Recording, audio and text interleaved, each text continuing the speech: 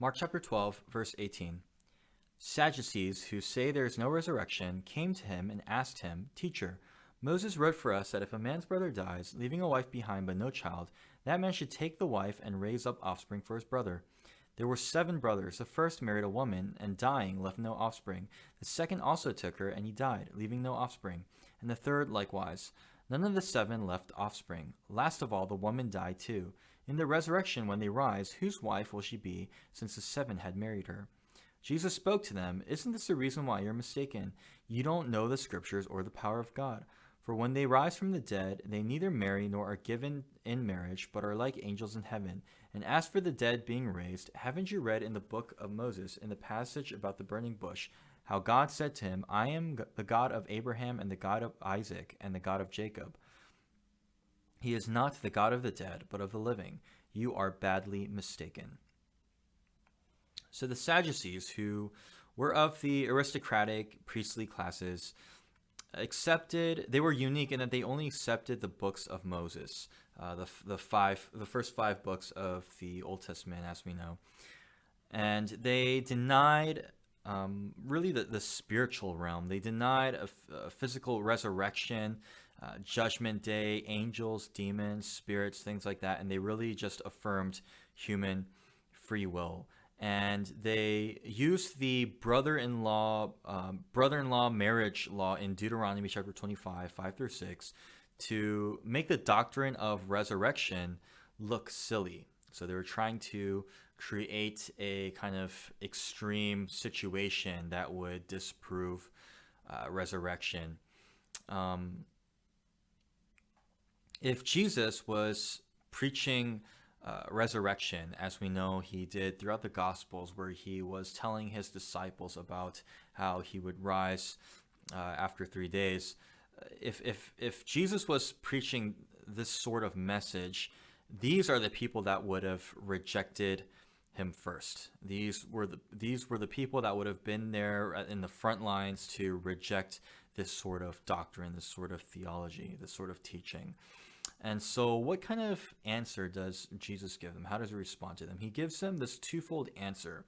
First, he makes it very clear that there are really no human marriages in heaven. Okay, and this is very reminiscent of how when Jesus was in the temple preaching, and his parents were looking for him, and so the people, they were telling Jesus that their parents are outside looking for him, and then Jesus responded, "Who is my mother? Who is my brother?" And he points those that were there in the temple listening to him, and he says, "They are my brother. They are my mother." And so we see that the kingdom of God, the realm of heaven, and just the heavenly reality will be that our relationship will be completely centered around God, right? And so ultimately we will be fully married to God, and all the relationships surrounding that will be in relation to our worship of him. And so in that way we will be joining with the angels in heaven's song, bowing down in worship to our God. And so that's not to say that marriages are meaningless. If anything, our marriages on earth help us to deeper recognize and understand our relationship to God. But once we're in that realm where God completely reigns supreme, just unhindered, there will be no human relationship. There will be no earthly relationship that will supersede our need to just bow down and worship God. And so this is kind of the reality that Jesus is pointing to here. And in the second part of his answer, he points out that the resurrection has to be real, because if God is the God of the living, not the dead, then he wouldn't refer to himself as the God of certain dead people. He wouldn't refer to himself as the God of Abraham, Isaac, and Jacob, people that had passed away in the physical sense. But because he is the God of the living, because Abraham, Isaac, and Jacob are still living in the spiritual realm, therefore their Therefore, resurrection has to be real. Okay. And then verse 28.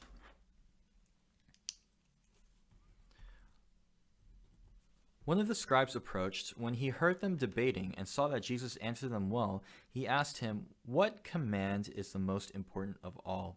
Jesus answered, "The most important is, listen, Israel, the Lord our God, the Lord is one. Love the Lord your God with all your heart, with all your soul, with all your mind, and with all your strength. The second is love your neighbor as yourself. There is no other command greater than these." Then the scribe said to him, "You are right, teacher. You have correctly said that he is one, and there is no one else except him.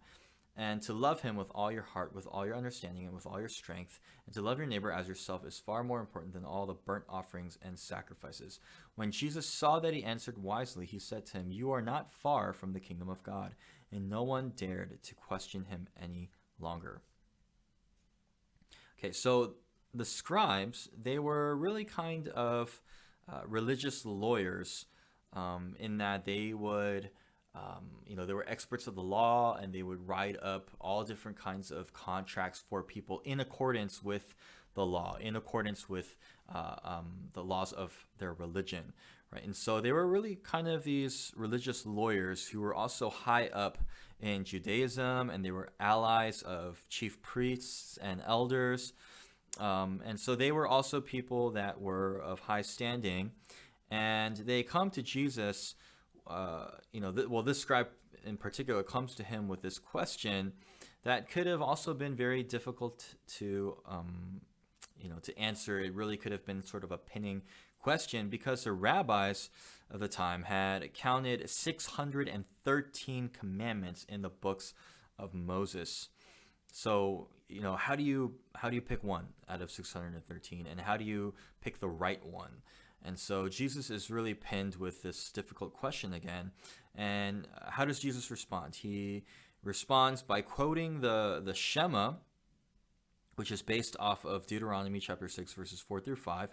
And it was a Jewish prayer that was recited on a daily basis, and it affirmed God's oneness and that we should love him with all of our heart, soul, strength, and mind. And so Jesus quotes this daily prayer that all of the people would have been very familiar with in their Jewish customs and their Jewish practices. And so God responds with this Shema, but instead of just leaving it there, he is the first person to ever combine it with Leviticus chapter 19, verse 18, to love your neighbor as well. And no one had done this before, but this would become a staple for Jesus' doctrine, and also for the apostles in their writing their letters, and really being the foundation for Christians, the early church. But the scribe, he saw the wisdom in that. He saw the wisdom in Jesus' response, and how his addition of loving your neighbor was also kind of up there in terms of being a command that is greater than the sacrifices that they could make. And so the scribe, in complimenting Jesus, he also gets complimented by Jesus, but Jesus would not be done with the scribes yet. Verse 35, while Jesus was teaching in the temple, he asked, "How can the scribes say that the Messiah is the son of David? David himself says by the Holy Spirit, 'The Lord declared to my Lord, sit at my right hand until I put your enemies under your feet.' David himself calls him Lord. How then can he be his son?" And the large crowd was listening to him with delight. So the scribes believed that the Messiah would be the son of David, which many believed. And so Jesus, he quotes Psalm 110. And he points out that if the Messiah was merely David's son, why would David also call him Lord? And so the Messiah wasn't just someone coming from the line of David, but someone who David considered to be Lord. Verse 38, he also said in his teaching, "Beware of the scribes who want to go around in long robes, and who want greetings in the marketplaces, the best seats in the synagogues, and the places of honor at banquets. They devour widows' houses and say long prayers just for show. these will receive harsher judgment. Again, hitting on the point that the scribes, wouldn't have believed in, which was judgment. Uh, why, or Judgment Day, right? Why is it important for us to know that there is a hell and to fear God? And I think that this is a very important question that not just the scribes needed to hear, but it's a question that all of us need to hear. Why is it important for us to know that, right? And how does that, alter us? How does that cause us to follow God in a more righteous manner? And I believe that if we don't have a fear of God, and if we don't really recognize that there is a hell, then what reason do we really have to to follow these strict laws and these moral codes, right? If we don't believe in these things, if we believe that that all we have is this lifetime, what we have now, and there's really no consequence, there's really no punishment for how we live in this lifetime, then why not just enjoy it as best as we can, right? Why not indulge in every single worldly pleasure that is, physical pleasure there is, and just not have a care for the consequences of it, right? Because there won't be really any consequences in the afterlife. And so in that way, why should we really care to even have any sort of moral code, right? Why should we care for the people around us? We might as well just try to experience and enjoy this life the best that we possibly can as an individual. And so, we see that this is really the direction in which our society here in the West is headed, with this individualism and with atheism, and not really believing in these things in terms of a judge in God, and there being a judgment day coming, and hell being a real thing. When we don't believe in that, and that becomes the foundational doctrine in society, right? We will see the aftermath of that. We will see how society will really be destroyed and crumble without that. Verse 41. Sitting across from the temple treasury, he watched how the crowd dropped money into the treasury. Many rich people were putting in large sums. Then a poor widow came and dropped in 2 coins worth very little. Summoning his disciples, he said to them, "Truly I tell you, this poor widow has put more into the treasury than all the others. For they all gave out of their surplus, but she, out of her poverty, has put in everything she had, all she had to live on." I just love this passage, and this has become one of my favorite passages. It's just so touching for me personally. The character and the heart of God that we see here in this passage. But the treasury had 13 trumpet-shaped chests, and these offering boxes, they would amplify the sound of coins being dropped in. And so if you can just imagine like a trumpet being the offering box, and just imagine the sound that would be created as people would drop their coins into it.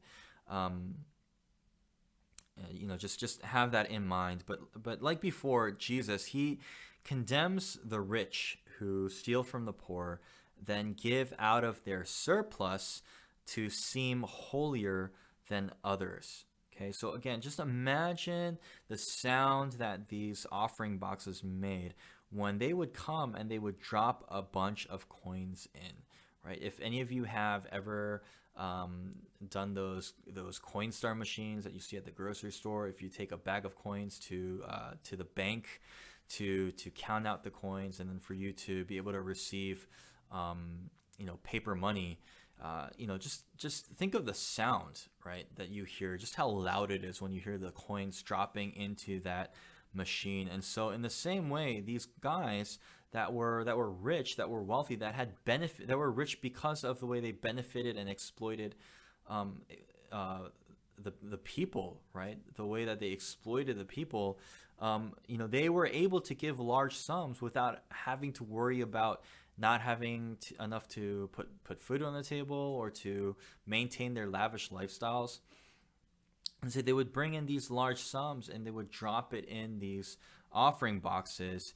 And obviously, the temple court, the people that were there would hear the sound, and many of them are probably thinking like, "Oh, wow, how awesome is that person? How generous is that person that they would give such a large sum?"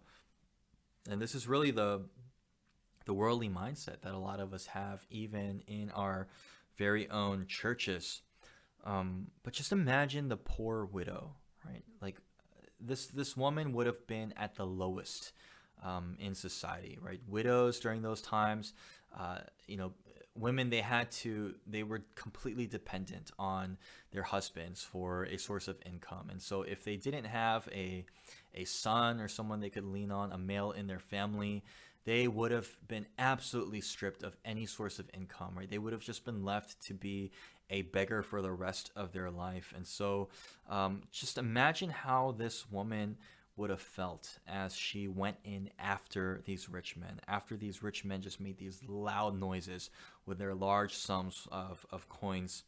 Imagine how she would have felt, right? The passage tells us that um, she she gave all she had to live on. And if we define that in a more literal sense, it would mean that she didn't have enough money for her next meal. Okay, so she is not like the rich men at all, in that she didn't know how she would be able to provide for herself in her next meal. And it is out of this place that she gives all that she had, the two little coins, the two little copper coins, like what we would probably consider like pennies, right? She gives all that she has and she drops it into these offering boxes. And just imagine, right? Like it wouldn't have made much of a noise at all, right? Like no one would have really been able to hear anything.